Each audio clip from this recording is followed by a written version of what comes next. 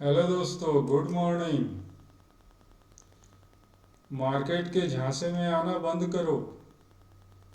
मेरी इस स्ट्रेटेजी को अपना लो जिसमें मैंने स्ट्रेटेजी के साथ लेवल का ऐसा कॉम्बिनेशन किया है आप मार्केट की चाल को आराम से ट्रैक कर सकते हैं जो प्रॉफिटेबल आपके लिए हो सकती है। तो आइए सीधा पहले मैं स्ट्रेटेजी बताऊं और उसके साथ सपोर्टिंग लेवल बताऊंगा जिसको कॉम्बिनेशन में आप आराम से प्रॉफिटेबल ट्रेड को ट्रैक कर सकते हैं इस अनसर्टेन माहौल में। मार्केट तो आपने देख लिया, कभी दिखाता ऊपर का मूव नीचे आ जाता है, जब नीचे का मूव दिखाता ऊपर आ जाता है, बिल्कुल अनसर्टेन है।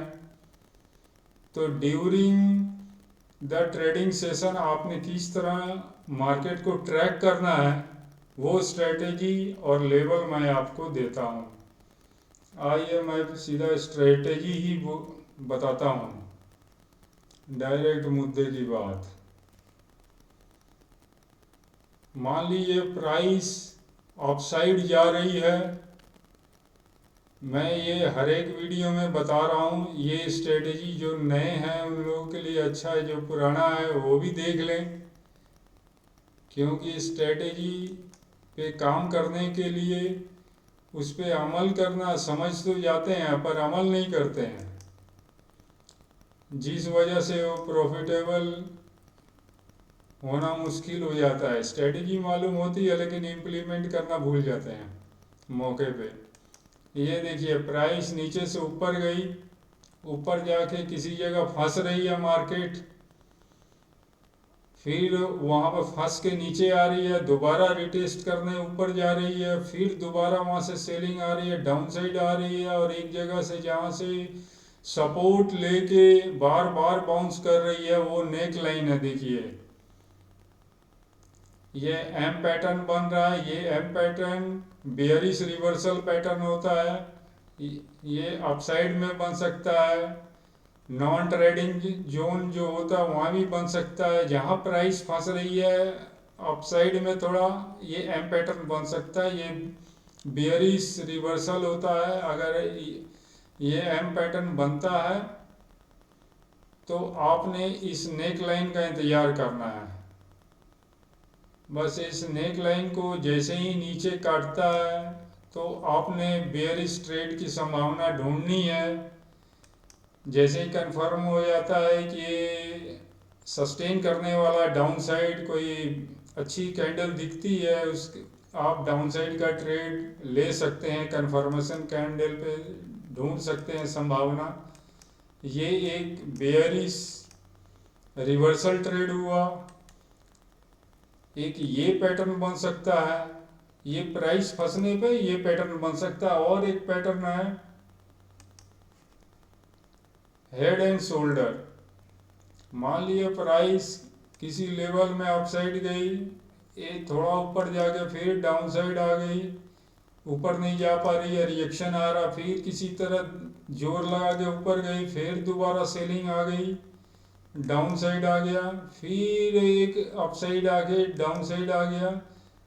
ये देखिए ये पहला ये शोल्डर बना, बीच में हेड बना थोड़ी ज़्यादा हाइट, उसके बाद थोड़ी कम हाइट, पहले वाले शोल्डर के ही लगभग छोटा या बड़ा हो सकता है, लेकिन एक ही जगह सपोर्ट ले रहा है। जैसे ही उस सपोर्ट को आखिर में डाउन साइड के लिए तोड़ता है अपने कन्फर्मेशन कैंडल पर, फिर डाउन साइड का ये भी एक बियरिश पैटर्न है, bearish reversal pattern, down side का आप ट्रेड ले सकते हैं।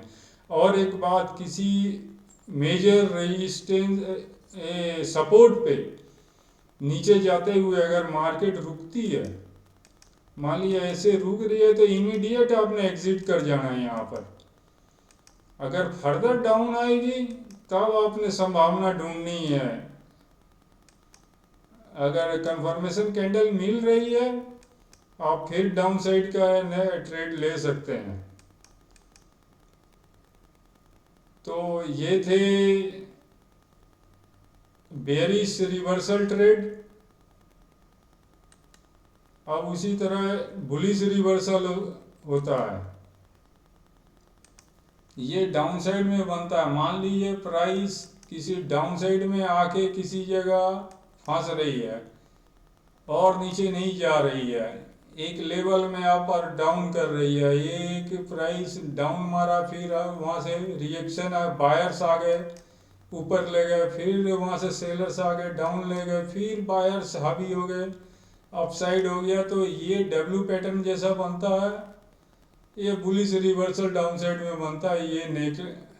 ये नेक लाइन होती है। इसके टूटने का इंतजार करें, जैसे ही टूटता है कंफर्मेशन कैंडल में आप बुलिश ट्रेड ले सकते हैं। और जैसे ही किसी जगह प्राइस पर अगर रुकता है अपसाइड जाने से, थोड़ा टाइम लगा रहा है अपसाइड जाने में, वहाँ पर कंसोलिडेशन होने का चांस हो रहा है, तो आपने इमीडिएट वहाँ से एग्जिट मारना है। उसके बाद देखना है कि ये फर्दर अपसाइड जा रहा है कि नहीं जा रहा। अगर जा रहा है तो आप ट्रेड ले सकते हैं। वैसे एक ट्रेड ही काफ़ी होता है, एक प्रॉफिट है। आजकल के जो प्रेशर वाला मार्केट है, अपसाइड डाउन साइड जैसे कि मूव लगा रहा है, तो एक ट्रेड ही काफ़ी होता है। और एक ट्रेड वही ले जिसमें पॉसिबिलिटी ज़्यादा हो, बड़ी मूव की पॉसिबिलिटी ज़्यादा हो पूरे ट्रेडिंग सेशन में। तो एम पैटर्न, डब्ल्यू पैटर्न, इस पे अगर ध्यान दीजिएगा तो यहाँ पर आपको बड़े मूव भी मिलेंगे। ये थे प्राइस। अगर और एक यहाँ नीचे में हेड एंड शोल्डर भी बन सकता है। ये शोल्डर बना, ये हेड बना, फिर ये एक शोल्डर बन गया, ये नेक लाइन बन गई। इसे कन्फर्मेशन कैंडल में अप साइड में अगर ब्रेकआउट होता है तो ये भी एक बुलिश रिवर्सल बनता है। सेम कंडीशन है, जहाँ प्राइस अटकेगी वहाँ से आपने एग्जिट कर जाना है। और एक ट्रेड ही काफ़ी होता है। आजकल के प्रेशर वाले जो मार्केट है उसमें एक ट्रेड मिलना बहुत बड़ी बात है। एक प्रॉफिटेबल ट्रेड आपको पूरी पूंजी भी बचेगी और कुछ प्रॉफिट भी होगा। तो ये थे बेयरिश रिवर्सल और बुलिश रिवर्सल पैटर्न। अगर प्राइस फंसती है तो क्या करना है, और गैप अप या गैप डाउन होता है तो 9:45 तक की रेंज को आप इंतज़ार करें। 9:45 तक की रेंज जिधर अपसाइड डाउन साइड टूट के जाएगी आपने उधर का ही ट्रेड लेना है, अगर गैप अप और गैप डाउन होता है। तो ये थी स्ट्रेटेजी। अब इसके साथ में ये स्ट्रेटेजी तो आपको एंट्री दिला देगी, पर आपको एग्जिट लेवल्स ही दिलाएंगे। कौन से मेजर लेवल्स है, कहाँ से आपको ध्यान रखना है, कहाँ पर मेजर लेवल में प्राइस मूव करते वक्त रुक सकती है, आपको पहले से दिखेगा।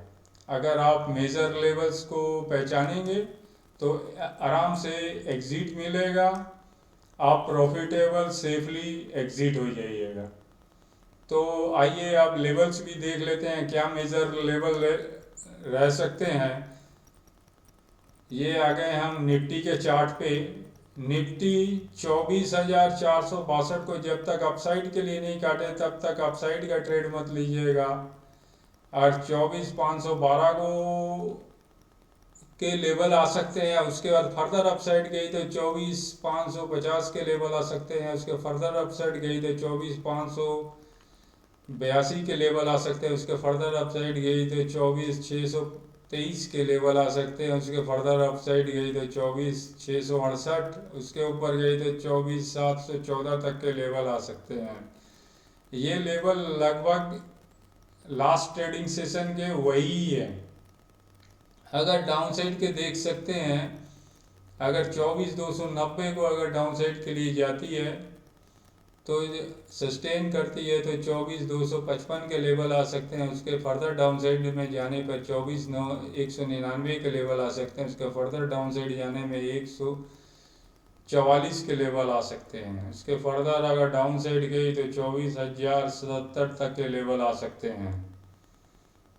और 24,290 से 24,462 के बीच में नॉन डायरेक्शनल रह सकता है। आप इस बीच में ट्रेड अवॉइड करें तो अच्छा है। अगर एक्सपर्ट हो तभी ट्रेड लें। नॉन डायरेक्शन जोन में मैक्सिमम लॉस होने का चांस होता है। अगर आप नॉर्मली अगर फ्लैट खुलता है तो लेवल्स टू लेवल टूटने पे ही अपसाइड डाउनसाइड आप ट्रेड लें। अब प्राइस रुकता है तो आप स्ट्रेटेजी देख लें। स्ट्रेटेजी पे पैटर्न बनने का इंतज़ार कर लें। जब तक पैटर्न नहीं बनेगा, जहाँ प्राइस रुक रहा है, आपने बस कुछ नहीं करना है, रुके रहना है। जब तक पैटर्न नहीं बनेगा आपने काम नहीं करना है। और पैटर्न ज़्यादा चांस है बनने का ही, नहीं बनता है तो फिर तो आप समझते ही हैं कुछ नहीं करना, अपना कैपिटल अपने पास है। तो अब बैंक निफ्टी देखते हैं उसके लेवल्स। ये बैंक निफ्टी जब तक आप अपसाइड 58,462 को नहीं काटे तब तक अपसाइड नहीं जाना। उसके ऊपर जाने से 58,583 के लेवल आ सकते हैं और उसके फर्दर अपसाइड अगर सस्टेन करता है तो फिर 58,734 के लेवल आ सकते हैं। उसके फर्दर अपसाइड में सस्टेन किया है तो 58,871 के लेवल आ सकते हैं। उसके फर्दर अपसाइड गया तो 58,925 के लेवल आ सकते हैं। और डाउनसाइड में 57,943 को जब तक डाउनसाइड के लिए नहीं काटे तो ट्रेड डाउनसाइड का नहीं लेना। अगर इसके नीचे सस्टेन करता है तो 57,802 के लेवल आ सकते हैं। उसका फर्दर नीचे जाता है तो 57,696 के लेवल आ सकते हैं। उसके फर्दर डाउनसाइड आता है तो 57,549 के लेवल आ सकते हैं। और 57,943 से 58,462 के बीच में नॉन डायरेक्शनल रह सकता है। आप अगर एक्सपर्ट है तभी ट्रेड लें, वरना levels to level upside downside टूटने पे तभी ट्रेड लें। तो ये थे बैंक निफ्टी। अब सेंसेक्स देखते हैं, सेंसेक्स में क्या रह सकता है लेवल्स। लेवल्स पे जानकारी बहुत ज़रूरी है। बिना लेवल्स के आप अकेला स्ट्रेटेजी लेके काम नहीं कर सकते हैं। लेवल्स आपको पता होना चाहिए, मेजर लेवल्स कहाँ है। लेवल्स का मतलब है वहाँ पर नीचे डाउन साइड में कहाँ कहाँ बायर्स बैठे हुए हैं, बायर्स का जोन है। ऊपर में कहाँ सेलर्स का जोन है, आपको पता होना चाहिए। जहाँ से मार्केट घूम सकती है अपसाइड या डाउन साइड भी निकल सकती है तोड़ ताड़ के।